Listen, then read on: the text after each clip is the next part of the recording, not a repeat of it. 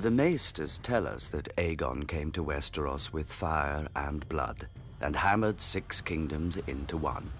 Fire he undoubtedly brought, as the kings of the Rock, Reach, and Iron Islands learned. But blood has never been in short supply here, ever since the first man carried a crown into Westeros. This first king united his people against the Children of the Forest, and is supposedly buried in the north, a victim of a war he started. The first ruler of this land and the first to die on his throne, but not nearly the last. For thousands of years afterwards, 1,000 kings rose and fell, dying in their beds, in their battles, in their guards' and mistresses' arms. The age of heroes sounds pretty, until you realize what makes a hero: killing the enemies of his king. And to a king, there is no greater enemy than other kings. The Starks and Boltons, the Gardeners and Storm Kings, the Ironborn and everyone else. Even the mighty Targaryens were not immune from shortened reigns.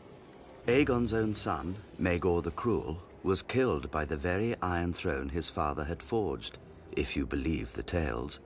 If you don't, then perhaps the Cruel is not a wise name for a king to earn. Daeron, first of his name, tried to finish his ancestors' work and bring Dawn into the fold. For his efforts, he lost 60,000 men and his own life of 18 years. During the Great Targaryen Civil War, known as the Dance of the Dragons, a king and queen each vied for the throne, dividing their house and its dragons against each other.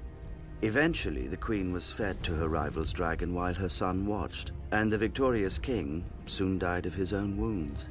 By the war's end, King's Landing was smashed, cities razed and sacked, never to be rebuilt, and dragons had faded from this world.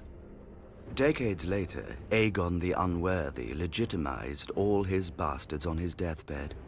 Inevitably, the greatest of these, Daemon Blackfyre, declared himself the rightful heir and ignited yet another war for the crown. After much bloodshed, Daemon was killed by an alliance of his half-brothers on the Red Grass Field. All the same, his descendants continued to threaten the Targaryens until half a century later, when Barristan the Bold slew Maelys the Monstrous on the Stepstones, extinguishing Daemon's line. Given such an illustrious history, need we be so shocked by regicide? A war of 5 kings can end only one way, with the death of 4. Yet even in times of peace, a wise ruler knows that when men bend the knee to a king, too often they rise holding daggers.